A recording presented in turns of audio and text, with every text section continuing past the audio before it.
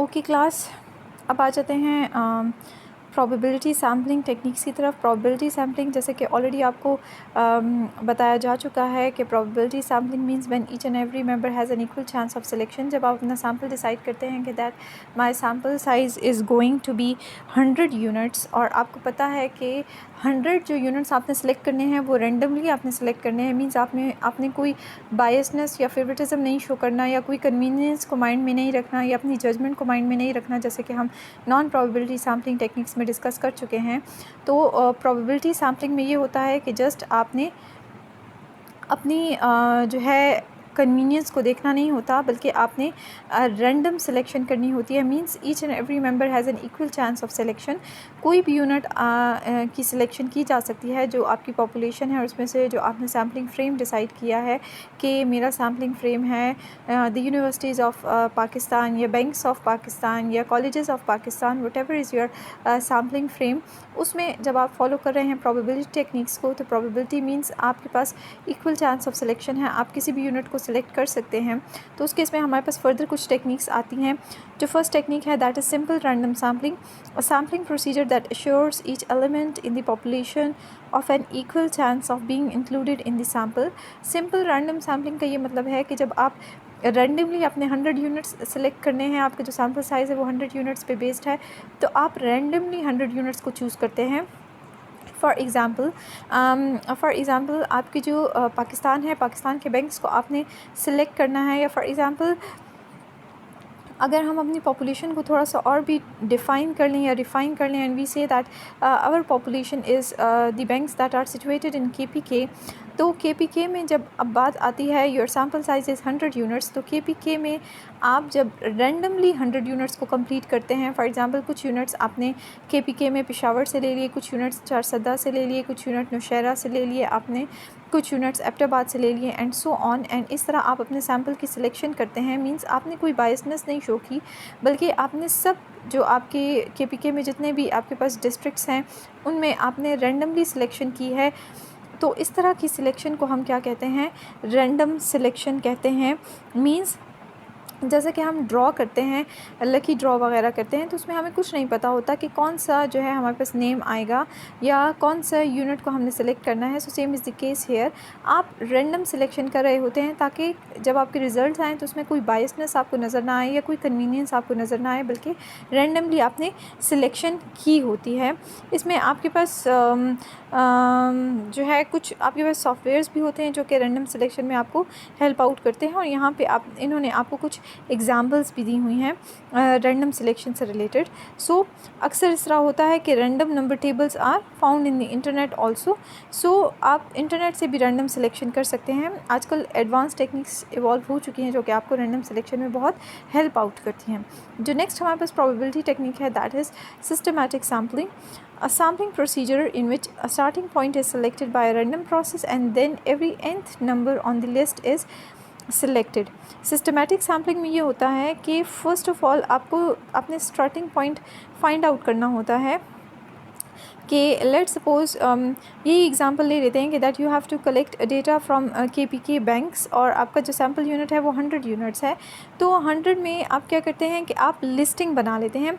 जो भी आपके पास बैंक्स हैं KPK के जितने भी बैंक्स हैं उनकी आप प्रॉपर लिस्टिंग्स बना लेते हैं, और आप उन बैंक्स के अल्फ़ाबेटिकल ऑर्डर में या जिस तरह भी क्रोनोलॉजिकल ऑर्डर्स हैं आप उनकी नेम्स मेंशन कर लेते हैं। फर्स्ट यूनिट आप रैंडमली सिलेक्ट कर लेते हैं, और फिर आप डिसाइड करते हैं कि इस लिस्ट में हर 9th नंबर पे आने वाले बैंक को हमने सेलेक्ट करना है। सो इस तरह आप दिस प्रोसेस कंटिन्यूस, इस तरह की रैंडम सैम्पलिंग को हम क्या कहते हैं? सिस्टमैटिक सैम्पलिंग कहते हैं। कि इसमें भी आपकी कोई बायसनेस नहीं होती। आप ये डिसाइड करते हैं कि हर 5th नंबर पे या हर 4th नंबर पे जो बैंक होगा हमने उसको सेलेक्ट करना होगा, तो उस लिस्ट में से हर 4th नंबर पे जो भी बैंक आएगा आप उसको सिलेक्ट कर लेते हैं। इस तरह की सैम्पलिंग को हम क्या कहते हैं? सिस्टमैटिक सैम्पलिंग कहते हैं। या फॉर एग्ज़ाम्पल अगर फॉर एग्ज़ाम्पल आपकी पॉपुलेशन है पेशावर के कस्टमर्स और आप उनकी अल्फ़ाबेटिकल ऑर्डर्स में लिस्ट ऑब्टेन कर लेते हैं और आप कहते हैं कि हर अल्फ़ाबेट में जो है हर थर्ड नंबर पे जो नेम होगा हमने उसको सिलेक्ट करना होगा, तो हर थर्ड नंबर पे जो नेम होगा आप उसको सिलेक्ट कर लेते हैं। ये भी रैंडम सिलेक्शन होती है क्योंकि आपको नहीं पता होता कि थर्ड नंबर पे कौन सा नेम आने वाला है। तो इस तरह की भी सिलेक्शन को हम क्या कहते हैं, क्योंकि आप सिस्टमेटिक वे में चल रहे होते हैं। So this type of sampling procedure is known as systematic sampling. उसके बाद आ जाती है stratified sampling. Stratified sampling is a probability sampling procedure in which simple random subsamples that are more or less equal on some characteristic are drawn from within each stratum of the population. Stratified sampling में ये होता है it's a probability technique जिसमें आप stratum define कर लेते हैं। stratum means आप एक segment या सब ग्रुप डिफ़ाइन कर लेते हैं। For example, I have to collect data from for example I have to collect data from banks of Pakistan. तो banks में मैं first of all strata define करती हूँ that what kind of banks I have in Pakistan. I have investment banks, I have commercial banks, and I have for example other financial for example loan providers, credit banks. So first of all मैं categories define कर लेती हूँ, या for example I have private banks and I have public banks and I have semi government banks. सो मैं क्या करती हूँ, स्ट्रेटास बना लेती हूँ, सब ग्रुप्स बना लेती हूँ और फिर उसमें से मैं डिसाइड करती हूँ दैट रैंडम सिलेक्शन में करती हूँ that from private banks I will select randomly these banks and from public sector banks I will select these banks randomly. Yeah, for example my research topic is that I have to collect data from all the sectors from all the sectors of Pakistan. तो पाकिस्तान में हमारे पास 35 sectors आते हैं। तो basically जो 35 sectors हैं, इन sectors को भी आप स्ट्रेटास कह सकते हैं कि ये सब ग्रुप्स हैं। इन सब ग्रुप्स में से फ़र्दर फिर आप अपने सैम्पल की सिलेक्शन करते हैं। तो इस तरह की सैम्पलिंग को हम क्या कहते हैं, स्ट्रेटिफाइड सैम्पलिंग टेक्निक कहते हैं हम। उसके बाद बात आ जाती है, अच्छा इसमें प्रोपोर्शनल एंड डिसप्रोपोर्शनल सैम्पलिंग भी है स्ट्रेटिफाइड में।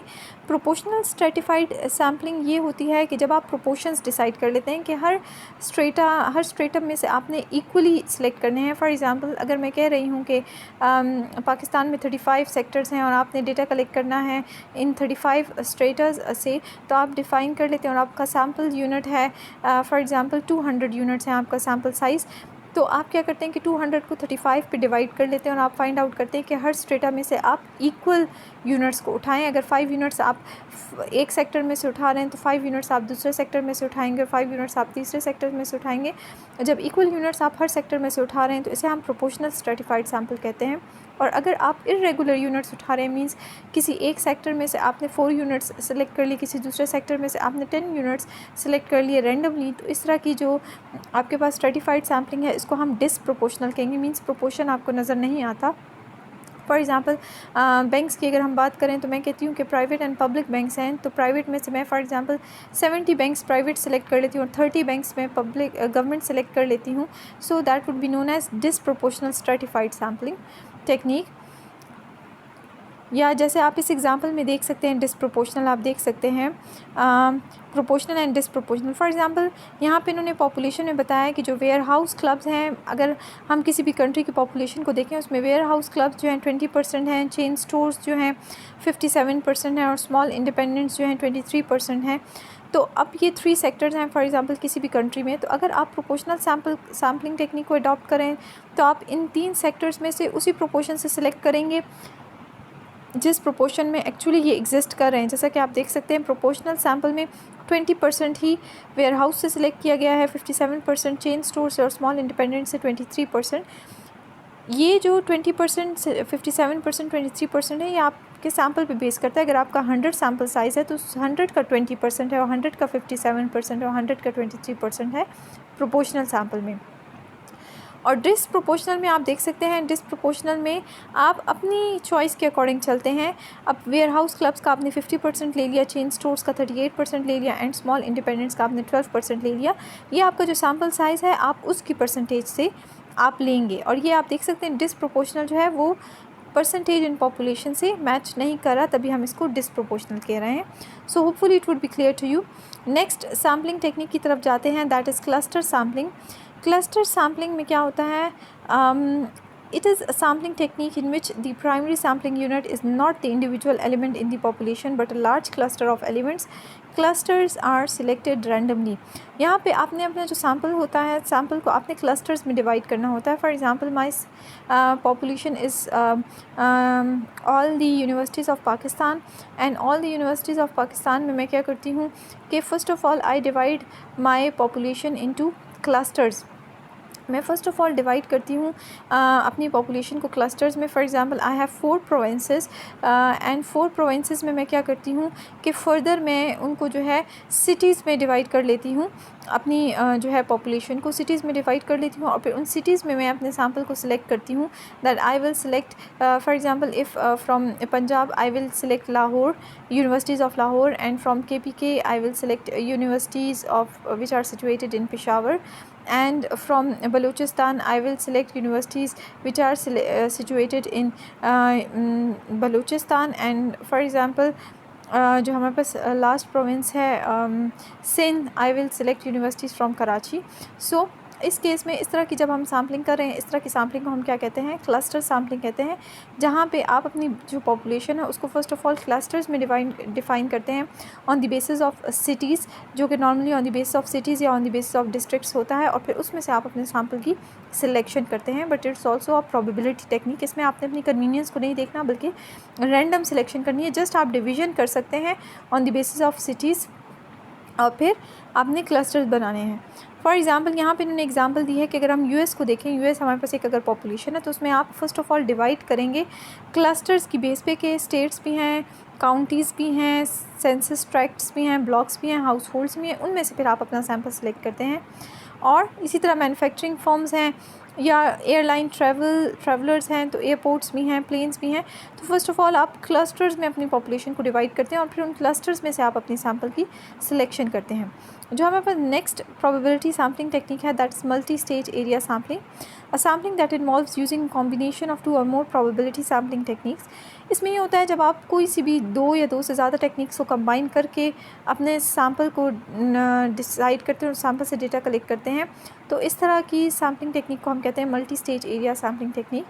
For example first of all मैं स्ट्रेटिफाइड सैम्पलिंग को अडॉप्ट करती हूँ. स्ट्रेटिफाइड मींस मैं अपने जो मेरी पॉपुलेशन है उनको फ़र्स्ट ऑफ़ ऑल सेक्टर्स में डिवाइड करती हूँ.